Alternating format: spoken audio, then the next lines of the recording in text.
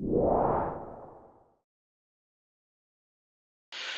morning and good afternoon. My name is Juan Alvarez. I am the USDA Office of Partnerships and Public Engagement Hispanic Serving Institutions National Program Liaison. Before we get started, I want to go over a few housekeeping items. The webinar is being recorded. We will be taking questions at the end and encourage you to please use the chat box to submit your questions for our presenters.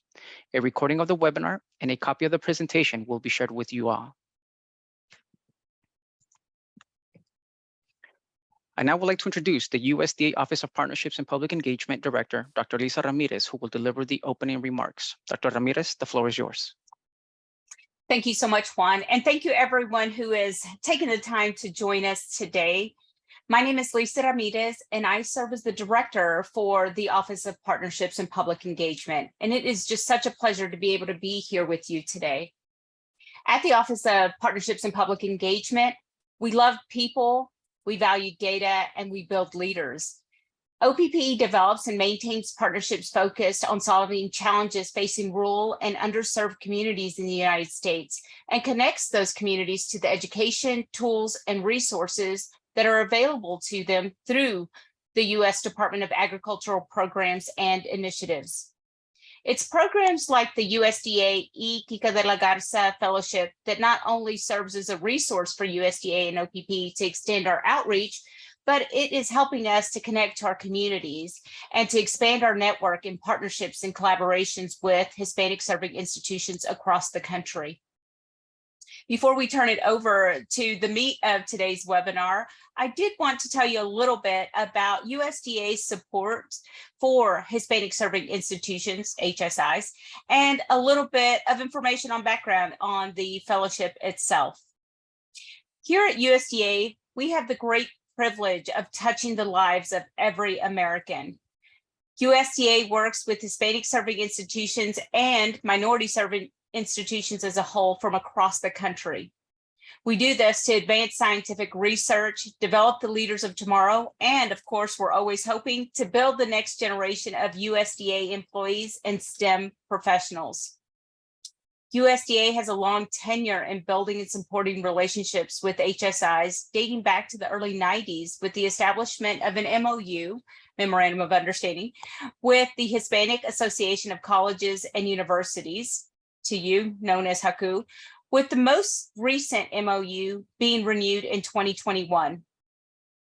OPPE oversees the coordination of the HSI National Program Office, which serves as the gateway for HSIs across the country to connect with USDA.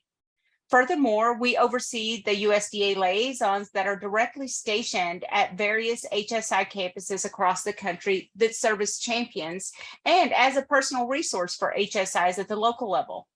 Today, we are very, very happy to be able to have liaisons at HSIs in Fresno, California, Imperial Valley, California, in Chicago, Illinois, and very soon we'll have liaisons again in Texas, New York, and Florida, which will also serve Puerto Rico. Now, what is important about this fellowship, you might ask? Well, let me tell you a little bit about this. So the USDA Kika de la Garza Fellowship Program, named in honor of the late U.S. Congressman from Texas and chair of the House Agricultural Committee, Elegio Kika de la Garza, is a pillar and vital program for USDA to expand and maintain our partnerships and outreach efforts with HSIs. The fellowship program was established in 1998, and since then, the USDA has hosted over 300 HSI faculty and staff from across the country. And I'm very, very happy that we're able to start doing that in person again. The fellowship opportunity offers faculty and staff from HSIs the opportunity to work collaboratively and to gain insight and understanding of the federal government and all of the program and services that we offer, as well as opportunity to learn about opportunities for collaboration and partnerships with our agencies at the national and regional level. These partnerships can support capacity building initiatives that bolster education and career opportunities for students, designed to help develop a strong pipeline of talent and collaboration for USDA. More importantly, the fellowship program allows us at USDA to hear and to learn from you about the needs in our communities and institutions. And finally, last but not least, We count on our fellows to take what they've learned from their experience back to their institutions and to their communities, and not only share their knowledge, but to look for areas of opportunity with your students. So I know that in the past, some of you have worked with Dan Weisty, and we certainly miss him as he ran this program for a long time, but we're certainly knowing that you are in good hands as we're moving forward to the next chapter of the Kika de la Garza Fellowship. In closing, I want to convey our gratitude from all of us at USDA and OPPE for not only attending today's webinar, but for expressing an interest in applying to the fellowship. We hope that the information that is shared today will help you as you prepare your application for submission.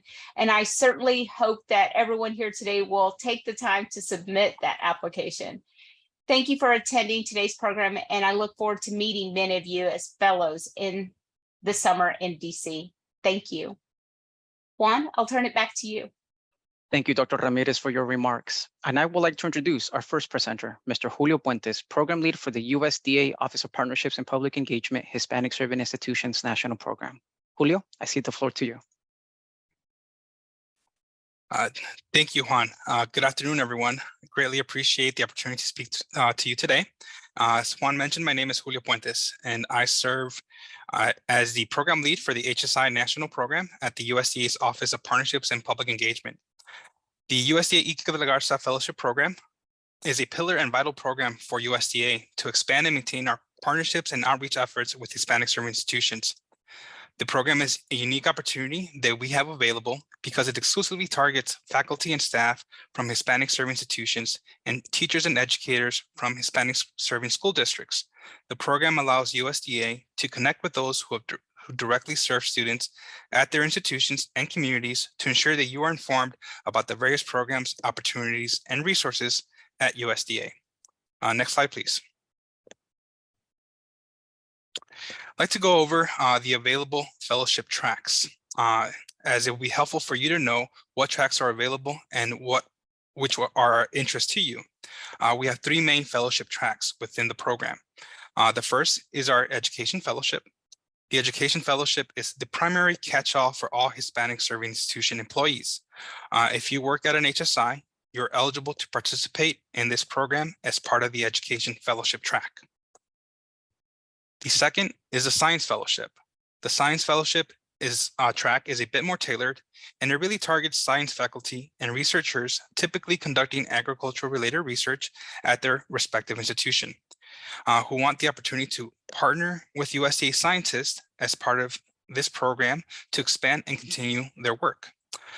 Science Fellows applicants can apply for an opportunity to work with a USDA Agricultural Research Lab, or ARS, located somewhere within the country, or to be partnered with at a soil science lab as part of the Natural Resource and Conservation Service, NRCS, located in Lincoln, Nebraska. Finally, the third track is the High School Fellowship. The High School Fellowship targets Hispanic serving school districts. Hispanic serving school districts is a term that we borrow from the Hispanic Association of Colleges and Universities, or HACU, as a result of a USDA MOU that we have with HACU. This term refers to any school district in the country with 25% or more of Hispanic enrollment, similar to the same threshold for HSIs in higher education. The High School Fellowship targets principals, superintendents, agricultural teachers working at the district level. These are the three tracks that the program is broken into for the purposes of applying and then participating in the program. It is worth noting that programmatically, the Education and High School Fellowships are identical. The differences are in the terms of the audience in which they are meant for. The Education Fellowship is looking at 2-year and 4-year institutions. The High School Fellowship looks at educators at the high school level working at those school districts. The Science Fellowship is specifically targeting folks at Hispanic serving institutions. Next slide, please.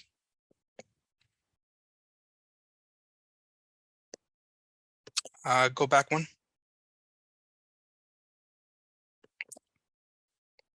Sorry, actually.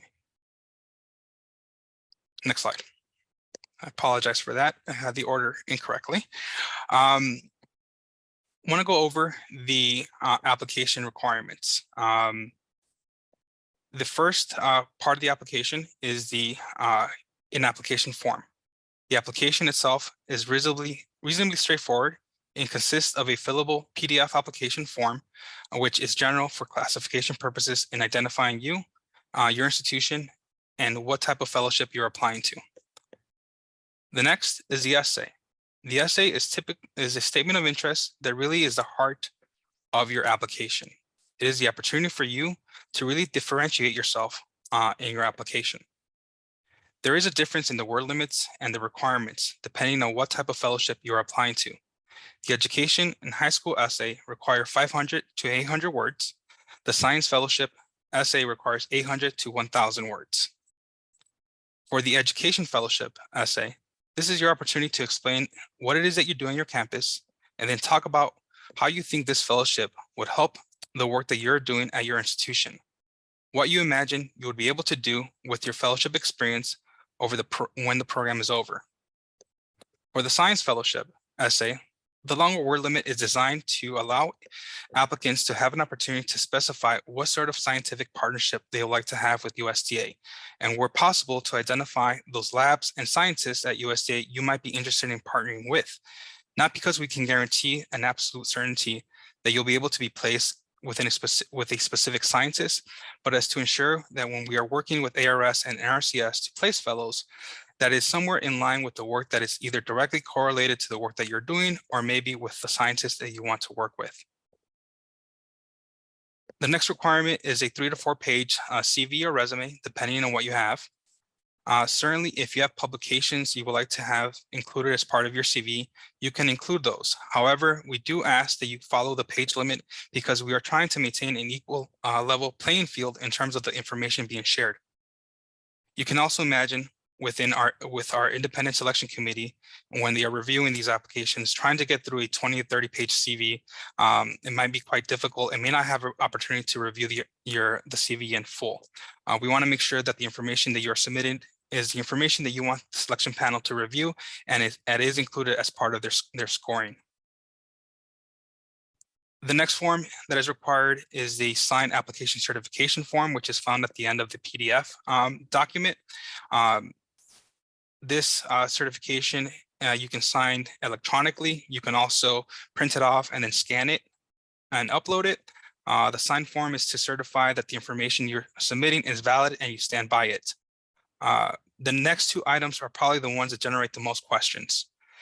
The letter of reference. The letter of reference is simply a reference letter from someone at your institution who can speak to your work.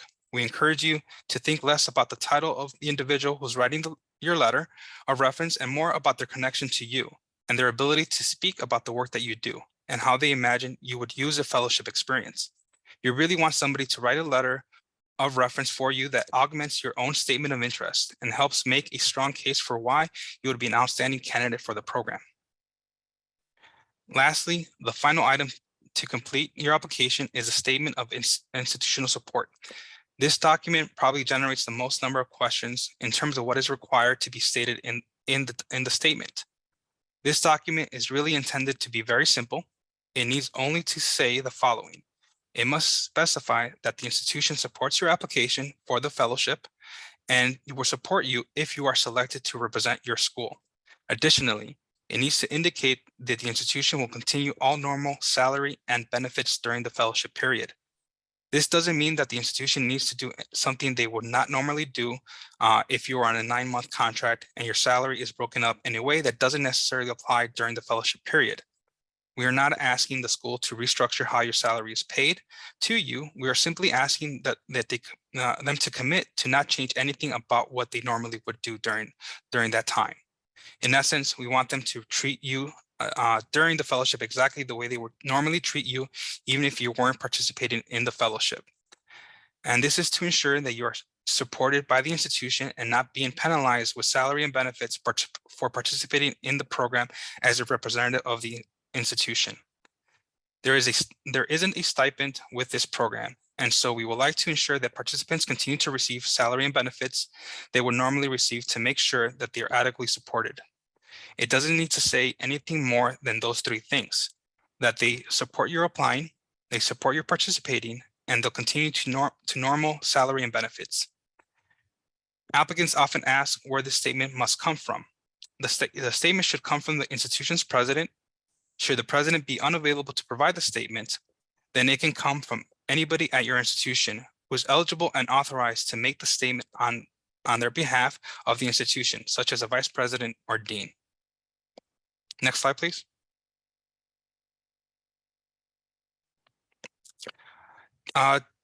Now to go over travel. I want to provide over how travel that is associated with the program works. As previously mentioned, this is a 2-week maximum program, 2 weeks for the science fellowship and 1 week for the education and high school fellowship. All fellows will spend 1 week in Washington, D.C. After the first week, science fellows will have a week located out in the field at the respective laboratory assignments. The program will start in DC the week of July 10th.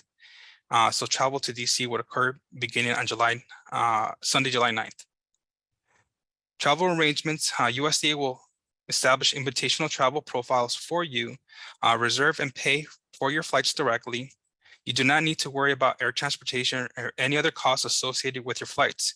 We will take care of that entirely and then provide you with information so you can fly to DC. Per diem and reimbursements.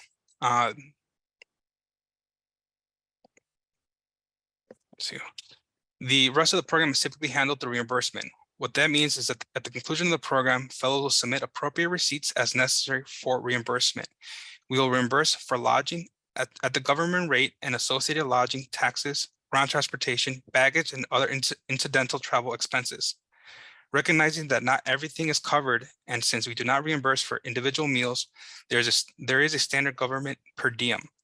The link seen on this slide takes you to a page where you can look at a little bit more information on government per diem. But in essence, it is standard rate that's applied daily. It requires no receipts to be submitted.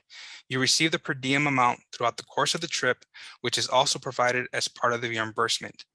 As mentioned, there is no stipend with this program, but we do make a concerted effort to limit the financial expense to the participant as much as possible. Next slide. Finally, I wanted to leave you with an overview of the program timeframe. The application cycle is open with a deadline of March 1st, 2023, and to take consideration of applicants across the country, we will accept documents through 11:59 p.m. Pacific time. After March 2nd, we will begin our application and review process with the goal of awarding fellowships in May of 2023. All fellows will travel to Washington, D.C. on July 9th, with the first day of the program on July 10th. The full program for the education and high school fellowships will conclude on July 14th, after which education and high school fellows will travel home on Saturday, July 15th. Science fellows will participate in an additional week, concluding on July 21st. The link on this slide takes you to our Hispanic Serving Institutions National Program page, where you can find and download the application materials. Follow-up questions or requests for additional information can be sent at the email shown on this slide. I hope that this overview of the Kika de la Garza Fellowship Program was helpful and encouraging you to apply to the program. I look forward to receiving your applications and hopefully meeting many of you as fellows in DC this summer. Thank you for being here, and now I'll turn it back to our moderator. Juan?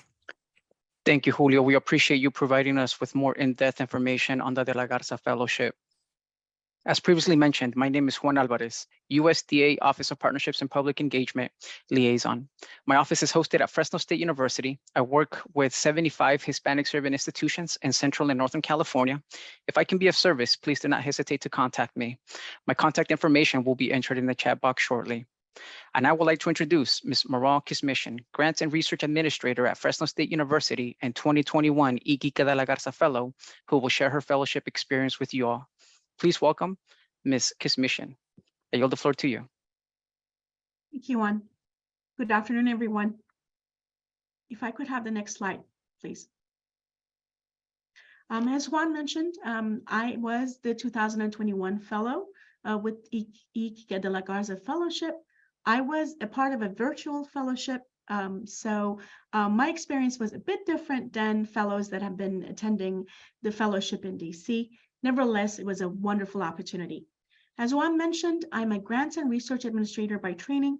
I'm also certified nationally, and I attended the education track through the fellowship.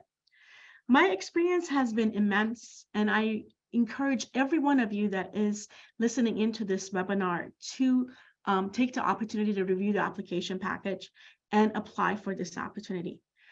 It is a very competitive opportunity, having over 500 plus HSIs nationally.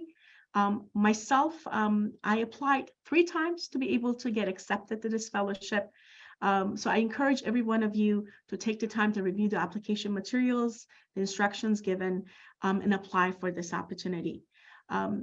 Specifically for your references and institutional statements of support, as Julio mentioned, the references are individuals that they know of your work and they know the impact that should give, the impact that could give back to the institution with your participation. So I encourage you to really think through who those references should be, ought to be.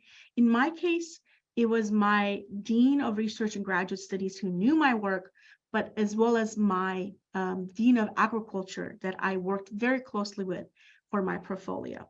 And their references could highlight my experiences and how this fellowship could impact personally my professional development, as well as the institution as a whole. Specific to the statement of institutional support, as Julio mentioned, it is coming from the president's office or a chancellor's office, given your institution and the system that you're working for. So please make sure you go ahead and submit those statement requests as soon as possible, given the deadlines, since it's a very high level statement. Most of your institutions already have experience going through this application process, so they would know what they need to do and what they need to highlight. But again, the application itself, I think it's very succinct, and you're able to provide the information that they're looking for. And I'm happy to also, if anyone needs my information, Juan can provide that to you, and I'm happy to assist you if you have any questions. I'm happy to review your essay and be able to provide more, probably an input for you. Next slides, please, Juan. So for me, as a fellow, this fellowship had 2 separate impacts. As a professional in the research world, in the grants world, it really allowed me to get to know the USDA. It has 18 offices as a whole, but specifically the undersecretaries of the 8 USDA agencies. And I was able to get to know each of those offices, and specifically the Undersecretary for the Farm Production and Conservation, the Undersecretary for Marketing and Regulatory Programs, for Rural Development, and Research and Education Economics. I got to know these agencies really well. For us who are in grants and contracts world, where we support our faculty in submission of grants, the National Institute of Food and Agriculture is one of the primary institutes nationally that provides this funding. And to be able to get to know the agency, their programming, was immense as for me as a professionally getting to know these agencies. And the networking opportunities with colleagues across the nation is something that you cannot replicate in any other way. I got to know colleagues from all across the state, and specifically within the CSU system. 7 of my colleagues were part of this fellowship opportunity. To this day, every quarter we still meet.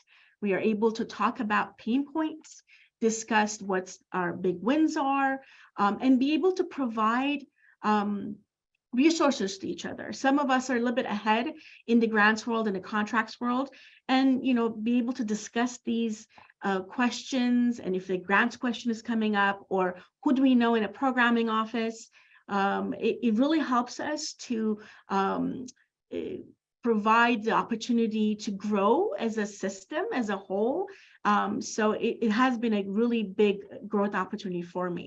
And to be able to pick up the phone and call someone in my network and say, do you have this experience? How am I going to be able to support my faculty or our students is immense.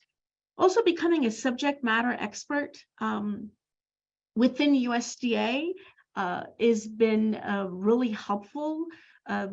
At my office, my colleagues come to me to discuss these opportunities. I am also able to provide proposal development workshops to our faculty, really let them know what works for USD, what they're looking for, highlighting the goals and objectives of each of the programming and grants and contracts opportunities. Which brings me to the institutional impact, what this has done to Fresno State, my participation in this fellowship. The direct access to recruitment hiring information for students is immense. We are receiving information weekly from these teams that we met and we got to know when they are hiring students, when there are internship opportunities, when there are fellowship opportunities. They're able to communicate with you throughout the year. That is something that you cannot replicate in any other way. And I'm able to then take that information, either provide it to our Career Center for their programming, for student workshops, for workforce education development programming, or our student services programs, so that constantly I am letting our institution know what's out there. I'm notifying our faculty for internship opportunities. National Resources Conservation Service hires a lot of our engineering students as interns throughout the year. I used to have this contract, but did not know the staff that really well. Through this fellowship, I was able to get to know them. And that brings us more opportunities for Fresno State. We had immense increase in grant and contract activity as a Hispanic serving institution, as a minority serving institution, because of this fellowship and my participation. We've been working very closely now with the Agricultural Marketing Services. We have onboarded close to 21 million plus funding for dairy businesses in our area, including Washington, Oregon, and Arizona. And I am continually onboarding research grants and HSI programming grants through the National Institute of Food and Agriculture. And it's growing as we are looking at our portfolio. So this fellowship is really going to allow someone coming from a HSI through the Grants and Contracts Office to be able to learn what's out there, what our faculty needs, what our faculty can do. Along with that, increased community outreach. In my essay, I did highlight that I really not only wanted to institutionally be able to provide services to my faculty, staff, and students, but also to our community. And through this fellowship, I was able to do that with specifically to our farming and ranching communities, our dairy contracting that is coming in. It's very specifically focusing on the dairy farmers. So the fellowship really does provide that opportunity, and we are continually providing workshops and webinars. Back in November, I was able to participate in a webinar where we provided grant writing and grant submission how-tos to the farming communities. And I was able to join my 2 faculty members and give feedback to those small farms and businesses that probably do not understand how grant submissions work. It's very technical, it's very complicated. So in short, these are the professional and institutional impacts that you are going to see and receive. Previously from my institution, we had individuals that worked as career center professionals, student support professionals, counselors that have participated in this fellowship. And each one of us do bring a very specific expertise back to our institutions. So I highly encourage each one and every one of you to apply for this opportunity. It has been a tremendous growth for me And I'm looking forward to even growing as I network with all of these colleagues that I got to know a little bit better. So I congratulate you for joining this webinar, and I thank everyone for listening in. Thank you.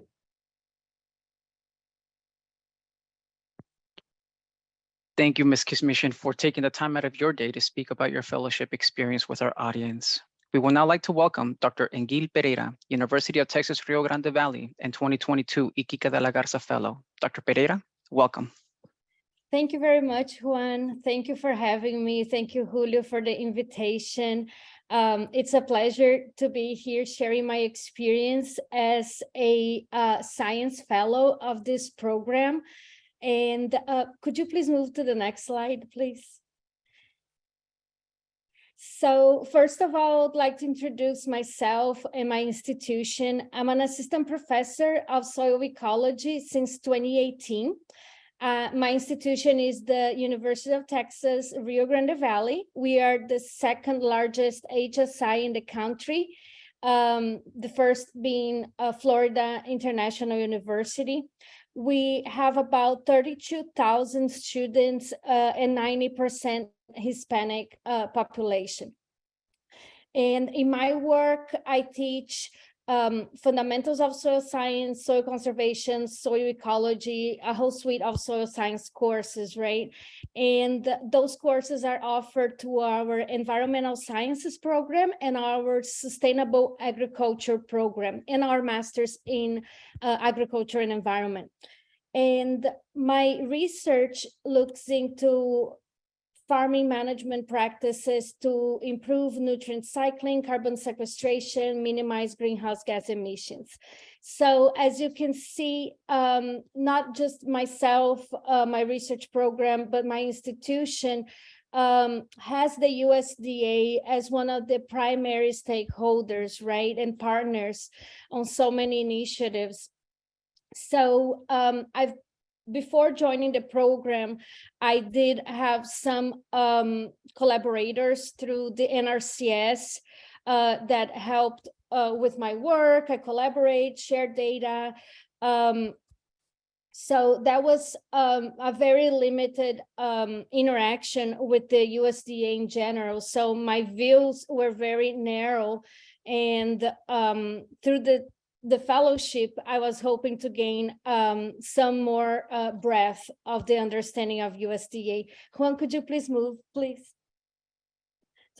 All right. So the main goal for my application, the main goals, right, was to get to know the department, get to know what are the specific responsibilities that fall within each agency.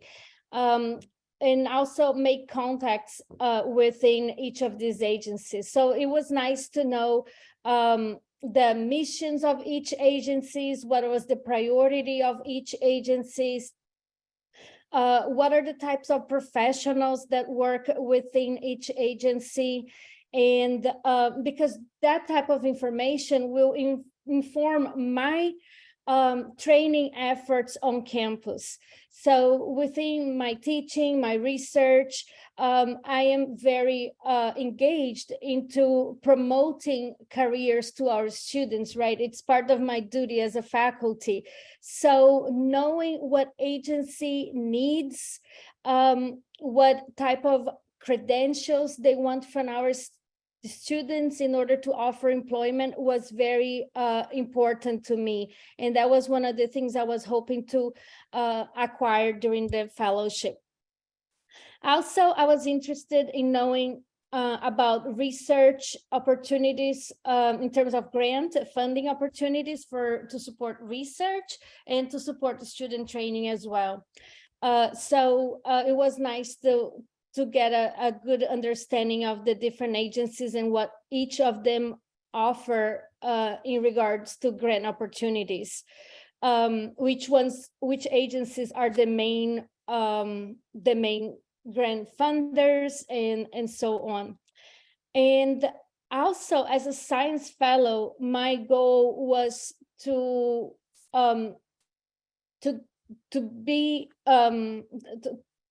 to be up to date in my field, right? As we become faculty, we don't have perhaps training on your field as often as you could. So how often would you have the chance to go see a state-of-the-art lab in your field, what that big team is working on, what type of equipment they are working, what are their current research mission and efforts? So I was hoping to also advance in my soil science research as well. So can we move on, Juan, please? All right, so as we started a program in July, my first week in Washington was very good. I got to meet 19 other fellows, education fellows, the high school fellows, the science fellows, and we create a very special bond. It was a very nice cohort working all together throughout the week. And we often don't have the chance to meet a diverse group of professionals with different goals, with similar goals as well. So we were able to connect with people from all over the country that we would not normally connect, right? Because oftentimes when we work within our own area of expertise, we go to a few conferences, we only meet people within our fields. But through the fellowship, I was able to meet people from different fields at different positions within this whole initiative that is student training and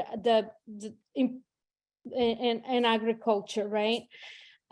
So that was very nice to have that diverse group sitting around the table throughout the week and going through the presentations and asking different questions that I hadn't had a chance to think of, and brainstorming ideas and exchanging thoughts. And through these connections, I was able to submit a proposal recently with 2 other fellows from my cohort, and my cohort was just this past July. So we had a WhatsApp group that we made during the fellowship, and we still keep in touch on that WhatsApp group, everyone in the cohort. So the connection will continue with everyone in the group.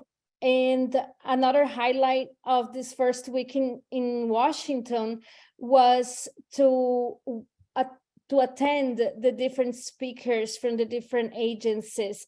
So then we got a chance to understand the different aspects that USDA is involved, which is extremely large. As Dr. Ramirez mentioned, USDA is in our lives every day, right? So many aspects, it relates to us in so many aspects of our lives. So got to get this good understanding of the breadth of USDA efforts, got to understand the priorities of each agencies, and also their value on diversity, because as we work in HSI, we are promoting, developing, building capacity on the workforce diversity, right? So it was nice to see that the USDA also has that value across their agencies. It's not only something they put on paper, right? So we got to be there and see their actions towards promoting diversity. It was also good to see some of the behind the scenes of the USDA, such as how they put together their crop reports and how they release, how it is today in modern age, how it used to be back in the day. So the behind the scenes, it's very nice. Walking around the building, the main building as well, it's an experience, right? Because it's such a majestic building with an underground restaurant. And so it was an amazing amazing experience. Also interacting with our staff, our organizers, such as Julio and Daniel and also Ruby. So it was very nice getting to know them more through this week in DC. Can we move on to the next one? On my second week, I traveled to Lincoln in Nebraska. So on that second week, I was hosted by Dr. Sky Wills at the National Soil Survey Center, which is part of the NRCS. It's the soil survey branch of NRCS. And within this soil survey branch, there is a soil science research branch. And Dr. Sky, she's the national leader for the soil science research. I had not met her when I applied for the scholarship, for the fellowship. I did not make contact with her. And I waited until I received the notification that I was selected. And so I reached out to her and we start planning what would be interesting to do during that week, right? So she offered me an opportunity to meet with the staff, with the state office of the NRCS that was in the same building as her lab and office. I got to meet ARS staff that are in the University of Nebraska campus. Got to, and many of them do research in soil science as well. So it was nice to visit their lab and see what their current research priority is. Within the National Soil Survey Center, they also host the Kellogg Soil Survey Laboratory, which is the major soil science lab in the country. They have millions of soil samples in their storage, as you can see in one of these photos here that I'm showing. And it was just an amazing, like a dream come true to a soil scientist, was to be at the Kellogg Soil Survey Laboratory. Since my training in undergrad, I remember reading papers and materials about samples being analyzed at the KSSL lab. So it was an experience that very, very valuable. And also I got to do tours with them in the lab, and also got some instrument training with them, because here in my lab, we're in the process of acquiring some instruments. So I was interested in getting instrument training through them, and they provide me a morning of training on an equipment I'm purchasing. So that was very valuable, helped me decide what brand of equipment I'm buying and so on. I also got to discuss with Dr. Wills and her team about some of the data I have collected here in my institution, and go through some troubleshooting protocols we have in common. So science-wise, it was very nice. And as I mentioned, we had not worked previously together. It was a relationship we built through the fellowship, and we're still in touch. We still, some of her members of her team have attended the thesis defenses of my students and offered to serve on committees. And so it's been a very good opportunity to collaborate with the leaders of soil science research in the country. So can we move on to the next one? So I want to thank you, the Office of Partnerships and Public Engagement, for the opportunity to be Kika de la Garza Fellow, and also the National Soil Survey Center for hosting me. And if you have any questions, please feel free to reach out on my email. Thank you. Thank you, Dr. Pereira, for sharing your fellowship experience. And I would like to introduce my counterpart in Southern California and Arizona, Mr. Roberto Gonzalez Jr., who will lead the question and answer portion of the webinar. Roberto? Thank you, Juan.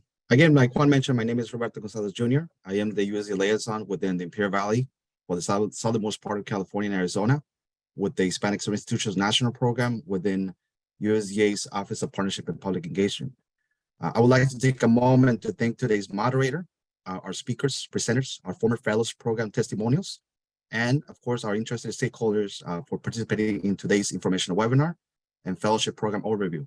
Also, I would like to thank Dr. Lisa Ramirez for joining us today, along with our HSIs. Again, thank you for being here. So we'll go ahead and get started with the Q&A portion of today's informational webinar. If you have any questions that might come up right now while we're addressing some of these questions, please don't hesitate to post them in the Q&A box to answer them live. So we'll go ahead with our first question. And hopefully either Julio or one of our former fellows, if they feel they would like to help answer these questions, we would appreciate it. First question we have, can multiple people from the same institution be selected? Thank you, Roberto. So in essence, multiple people can apply from the same institution. Normally, the selection panel tries to limit the number of selectees per institution. With the exception to that is if we have different applicants for the different tracks. So we have in the past selected a science fellow, an education fellow from the same track, from the same school. However, like I said, the selection panel tries to make it an equitable distribution of participants to try to get a good representation from across the country. So we do encourage multiple people to apply, but do with the understanding that there may not be multiple participants from the same institution for the same track. Okay. Thank you, Julio. Another question, how will the recording be made available? We will share the recording with all registered participants. We will we'll do a follow-up email to all registered participants with the link to the recording. Similar question I see here is, could you please share related documents to participants via email? So I guess that kind of goes along with that question. Another question, for those in social science fields like social work, how do you see the education fellowship fitting in with this discipline? We do focus on issues of food insecurity, case management, and sustainability. In regards to the documents, yes, as Roberto mentioned, we can share the application materials again via email to all registered participants of the today's webinar. But it's also available in on our website, and we'll go ahead and put the link to that information here in the chat. And you can also send us an email directly to our general hsimp-osec@usda.gov email to request that additional documents.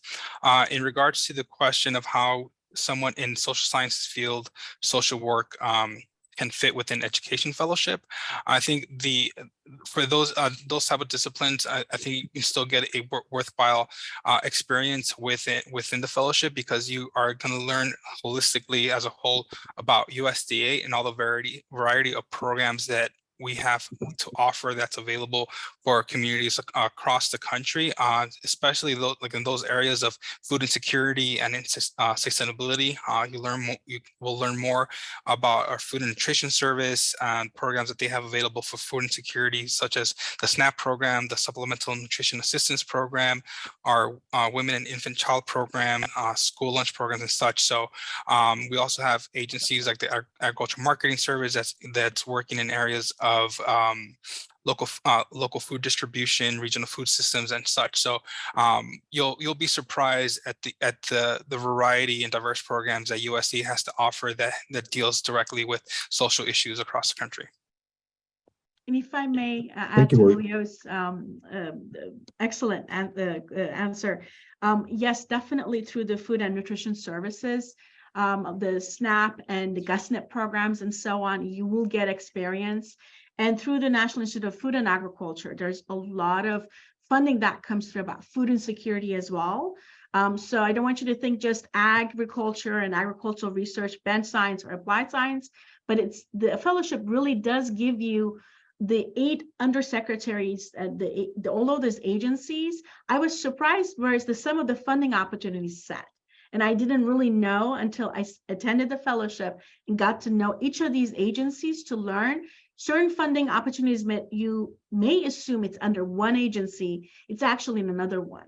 So it's extremely helpful, and getting to know those program officers and program directors, and to be able to call them and say, I have this idea, I need this assistance, really helps get to know these program directors in a very personal level through the fellowship. So it's immense. Thank you. I think we have Dr. Lisa Ramirez who would like to say a few comments. Yes. Thank you, Roberto. I just wanted to add to that. Everyone has made some good points about this, but also within OPPE, we work with socially disadvantaged communities. And with that, there come a lot of social issues that need to be addressed. In addition to that, we work with veterans. So when we think about health and mental health and the stressors around being a vet and farming, there are lots of different combinations that at first blush you may not think that USDA is dealing with that, but we certainly are. And being part of the fellowship will actually let you see all the different ways we connect in these communities. Thank you, Roberto. Thank you, Dr. Ramirez. Well, we'll go ahead with the next question. How many science and educational fellowships will be awarded this year? So the honest answer to that is it varies from year to year, depending on our available funding and also the number of applicants. We do try to make a concerted effort to ensure that the program remains competitive. To give you an idea, generally since 1998, we've had anywhere from 15 to 20 participants per year, our highest being 27 in 2012, and our lowest being 10 total and that's a combination between science and education fellows. The education fellowship class, it tends to be the larger class, and also with the science fellows being the smaller class, also depending on the available placements that we are able to place our fellows with the respective laboratories. And so it'll vary from year to year. Yeah, thank you. I don't know if Dr. Ramirez, you have your hand up. You want to say a few comments, or is it from the previous? Oh, sorry, legacy hand. I'll take it down. Legacy Thank you. hand. All right, thank you. So I guess it's another similar question. How many science and education fellowships will be selected? I think it kind of falls under the same category. Another question, for the science fellowship, would it be recommended that we already contact a potential USDA lab to spend the second week and discuss potential projects? It's not necessarily recommended, but we do encourage you to look at to do your research, to look at what kind of work that's going on at the respective lab, and the work that the potential scientist is doing. We say that because we can't guarantee that we'll be able to place you with that particular scientist that you're interested in working with. A lot of things can go into that in terms of their availability and such. So we don't necessarily encourage it. You are more than welcome to have a discussion on the work that they're doing and such, and then you can include it in your essay and how it relates to your own research interests. I guess a similar questions here. Do the science fellowship applicants need to find a mentor or lab to pair up ahead of the application process? No, you do not need to find it ahead of time. I would say, or to make that specific direct connection. I would say just do your research and say you can indicate that in your essay. Okay, thank you. I was wondering if you can kindly provide some insight as to how this opportunity can help the computer science, computer engineering students. Again, it's similar to I think what the fellows will end up learning. You'll get to learn a lot of just the diverse and breadth of careers that are available within the USDA or just the federal sector in general, and you'll come to get to learn about how computer science and IT and engineering is supporting agriculture and USDA as a whole, and then what potential opportunities could be available within a variety of our different agencies at USDA. Again, we like to say that at USDA we employ anywhere from accounting to zoology. We run really the gamut of available opportunities with a variety of disciplines that are available within careers at USDA. I guess another question, can you please drop the application link in the chat box? Thank you. I guess that's something that we'll also follow up. It could be included in the chat box right now, but also we'll follow up with the, like Julio mentioned, with information via email as well.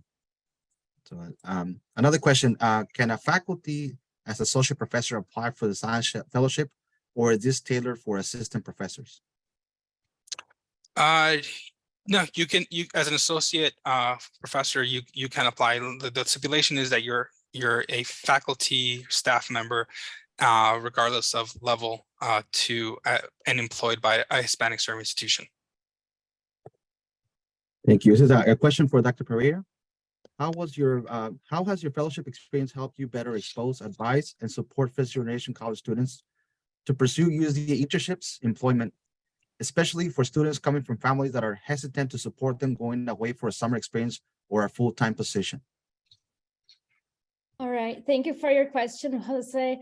So through the fellowship, I got to learn about funding opportunities for us faculty to apply that would sponsor student training. Also got to meet several agencies that would host student interns.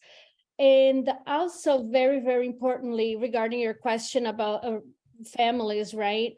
So the USDA these days offers several remote positions. So those remote positions can be applied by our students, and then they don't have to move, right? So I mentioned that to our students, how that, and that's an attractive for them for sure, that they could perhaps work remotely.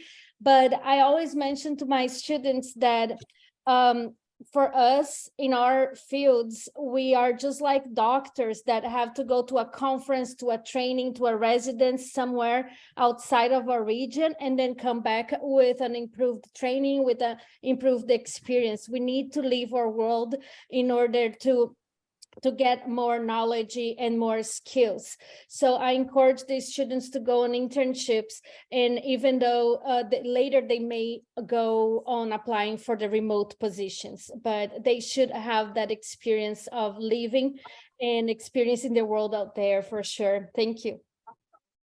Thank you, Dr. Pereira.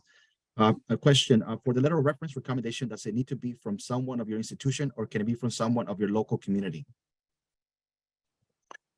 The letter of recommendation reference should come someone from your institution. It typically should be someone, your direct supervisor, or someone can speak to your work and your responsibilities. Okay, so letter of reference and recommendation. So correct. The letter, so yeah, one and the same. And the letter, the statement of institutional support should come, as mentioned before, from the institutional president, or someone can speak to the fact, who's authorized to speak on the fact that you'll continue to receive your salary and benefits as you normally would during your participation. Thank you, William. So another question, I guess, is similar to previous questions about the educational and science fellowship, but this is how many fellows are selected total? Yeah, no, as referenced before, also just it varies depending from year to year, depending on the number of applicants that we get and funding. So once we go through get started with our review process, we'll determine at that point how many we're able to support for this upcoming summer. Thank you. Question, could you explain on what you define as faculty and staff? I am a graduate student. I'm also a teaching and research assistant, and will be interested in the education fellowship. So faculty staff is someone who's full-time, basically employed, already working directly for the institution, not necessarily classified as a student, graduate student. So it would be also already full-time professional. Great. Say I applied last year and was not selected. I did not get feedback or comments regarding my application. Is USDA can provide that to me for my application for this round? Normally we don't receive those comments directly from our review panel. As we mentioned, we do have an independent review panel that scores the applications. What we like to encourage you is to really look at your essay again, review your essay, and make sure that you're looking at your clear and direct as to how this fellowship experience would not only benefit you in your professional career, but also benefit your institution. To provide a clear plan as to how you would use this fellowship experience to get the information out back to your return in order to make sure that your institution and your students are informed about what you learned during your fellowship. And also, again, that goes hand in hand with the reference letter. You want to make sure that the person who is providing that letter of reference also can speak to the fact that how you are well established and set up to be able to provide, in a sense, outreach and disseminate the information that you will learn during the fellowship, and how that will benefit their institution. I know we're running actually on time, that we're actually, session, but we'll go ahead, if it's okay with you, just continue with the questions so we can answer. Of course, this also will be shared via recording, so hopefully people that have the similar questions, that will be hopefully answered. Another question, can I make my own travel plans? We discourage you from doing so, because everything does need to go through our own invitational travel providers, and the everything, in order for us to be complying with our own travel regulations, the travel airfare does need to be within our own government rates. And so by having us take care of those arrangements, we are able to ensure that we're meeting those regulations, and that we do have those flexibilities to make any changes if necessary in terms of travel plans. Great. Has there ever been a community college faculty selected for the education track? Yes, definitely. I mean, community college faculty and staff have been participated greatly in the program. Do you have a template for the institutional support letter? We do not necessarily have we don't have a template. We just like to encourage you to ask the person who's providing it to answer or state those three points that we're asking, that they support your application to the program, they'll support your participation if selected, and that they'll continue to pay your salary and benefits as they normally would during the fellowship, if selected. Doesn't need to say anything than that. Thank you. How encouraging is it for someone whose research is outside soil and agriculture to be successful in this fellowship? For example, I'm a geologist, geochemist.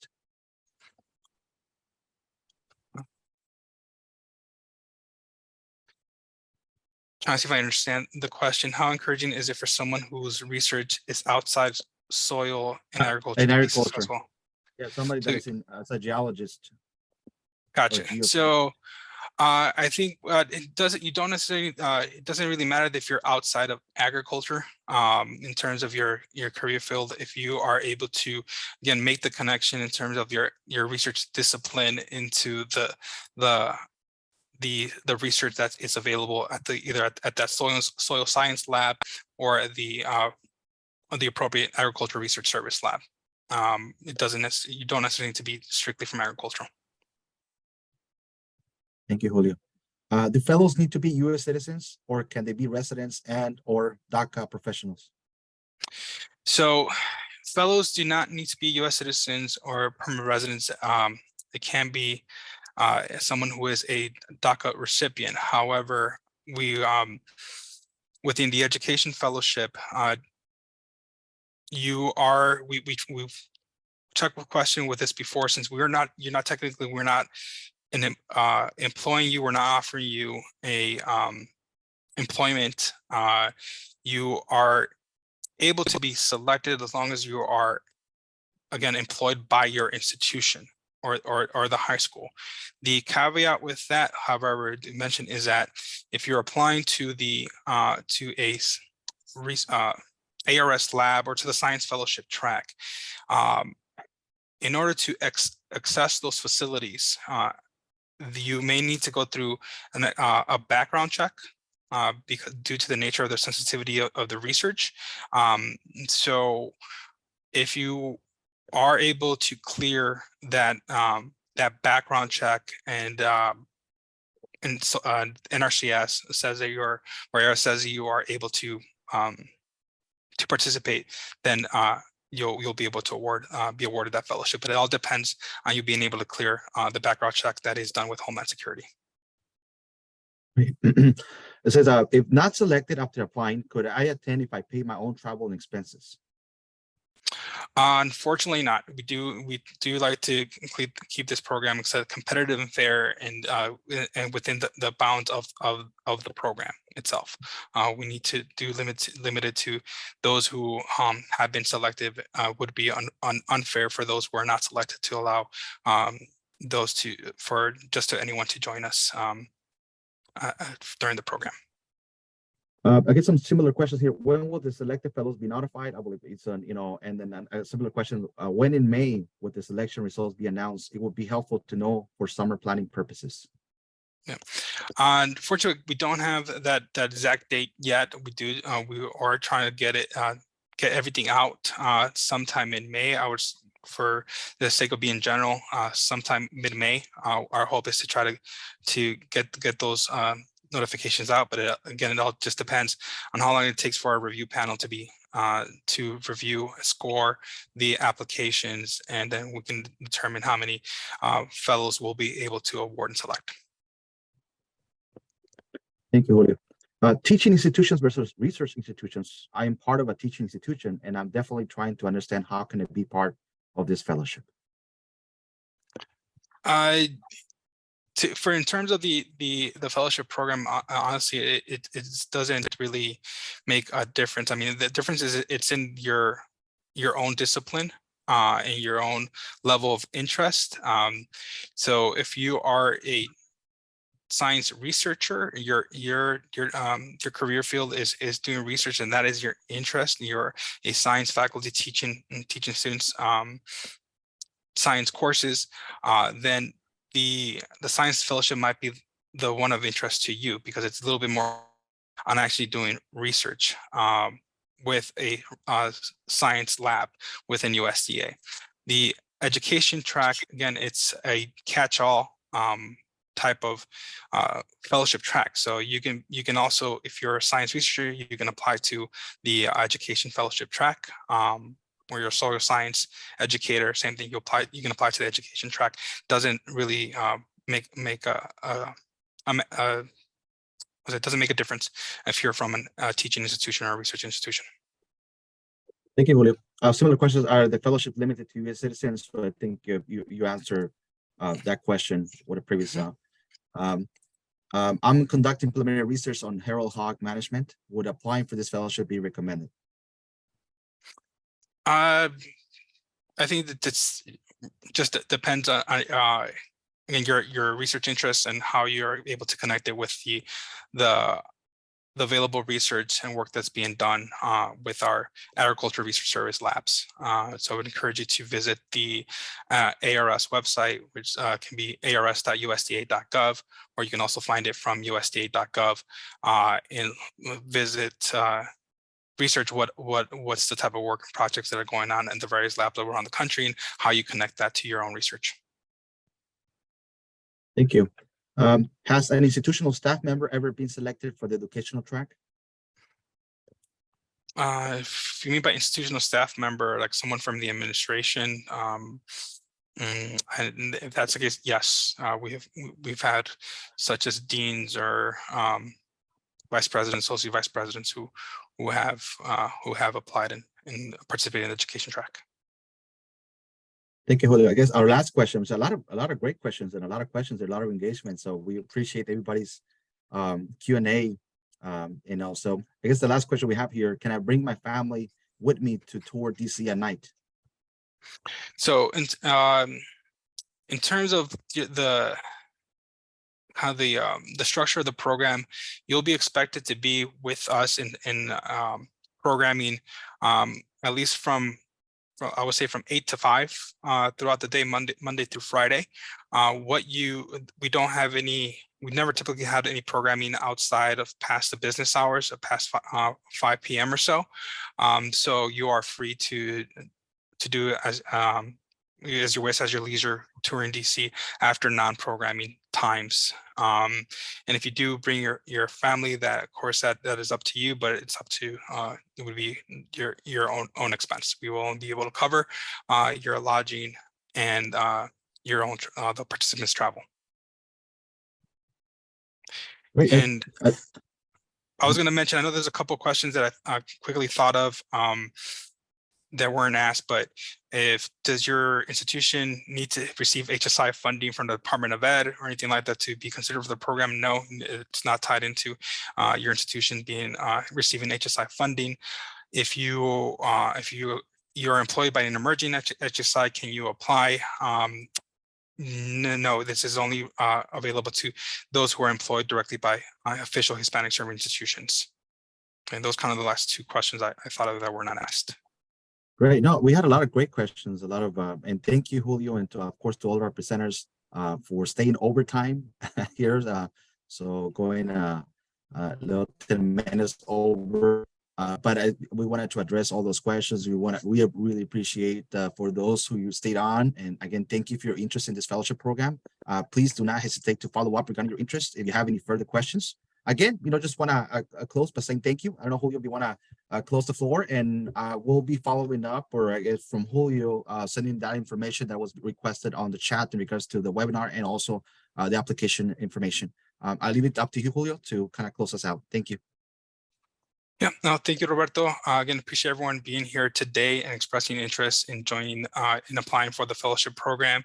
As mentioned before, you can please feel free to reach out to me at julio.puentes@usda.gov. Any follow-up questions or the general HSIMP-OSEC at usda.gov email. I am right now pasting the link to our HSIMP website where you can access the application materials for the fellowship program. But please, we'll follow up again with to all registered participants with a recording to this link, and we will include the application materials in that email. And just a reminder that the application deadline will be March 1st. Thank you, and look forward to seeing many of you this summer. Have a great day.